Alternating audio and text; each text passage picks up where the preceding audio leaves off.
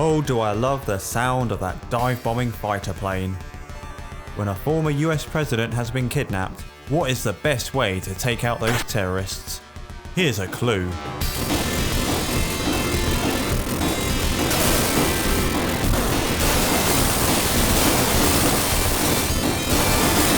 Ah yes, welcome to Mercs, or Wolf of the Battlefield: Mercs, as later re-releases have since termed it. The footage you see here is from the arcade version released earlier in 1990, which was then ported to various systems, most notably the Sega Mega Drive in late 1991. The Mega Drive version that now plays kept pretty faithful to the arcade, bar one huge difference, where the arcade allowed for up to 3 players simultaneously. The 16-bit port only allowed for 1 player. That's right, even with all that mega power, it could not even stretch itself to 2 players. You do, however, get the inclusion of the aptly named Original Mode, adding a bit more depth and strategy to proceedings, and a sound test. Why share the Battlefield goodness with a friendly ally when you can hear the scorching sound of death on demand at the touch of a button?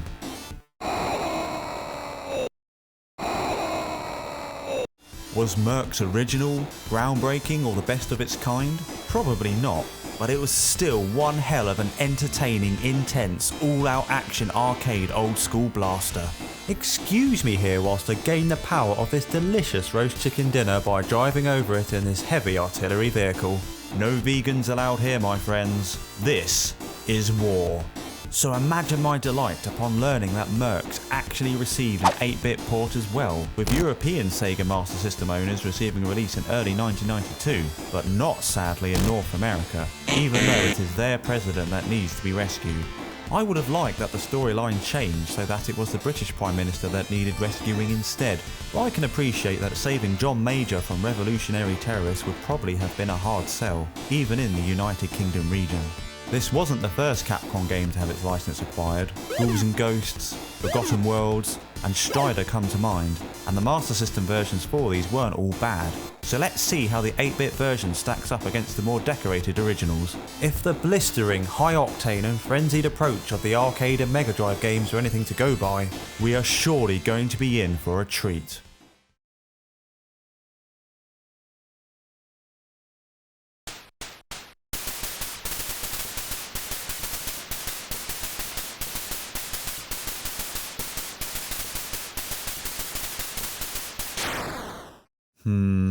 I don't know about you, but I'm almost offended. Well, I'm probably being a bit too harsh. First impressions, however, especially after exposure to those 2 rather more highly charged games, are not favourable. There is no background music, a huge omission given how the adrenaline-powered force of the Mega Drive BGM is key to driving along the furious action. The sounds of the initial gunfire are tinny and underwhelming, and bar some exceptions, only 2 enemies are present at any one time, a byproduct of the then aging Master System console's limitations. You might be tempted like I was to stop playing after level 1, and that would be an entirely understandable reaction to have. But would a real Merc quit? I thought as much, and neither should you, for continued playback reveals much more to admire. The level layouts and bosses are pretty faithful to its source material, and the ability to drive vehicles and boats are still here. At this point we see the battle of Soldier versus Merc driving recklessly in artillery vehicle.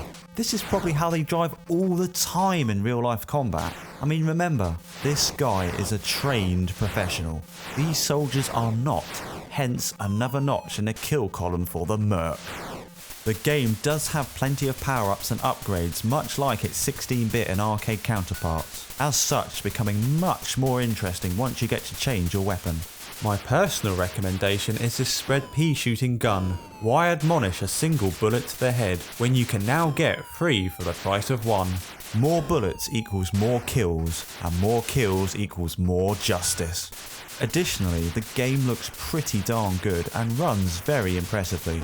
The scrolling vertically and horizontally is very well done, and the soldiers and on-screen characters are of a decent size and fairly represented.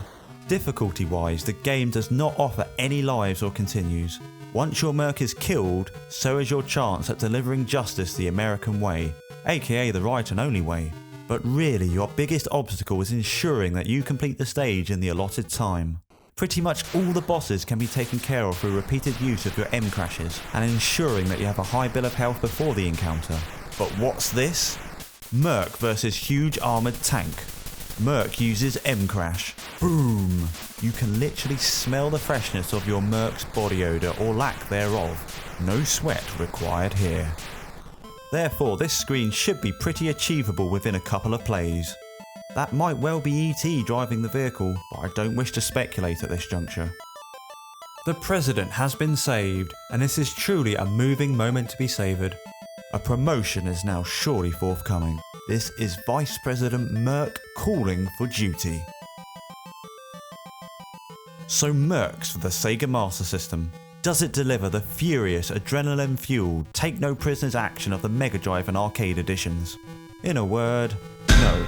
But for a Sega Master System game, appreciating its limitations and lack of any BGM, once you've given it some time and accepted it on its own merits, this is a pretty reasonable run and gun affair that, although brief, is worthy of looking out for if you see it going on the cheap. Final verdict, C.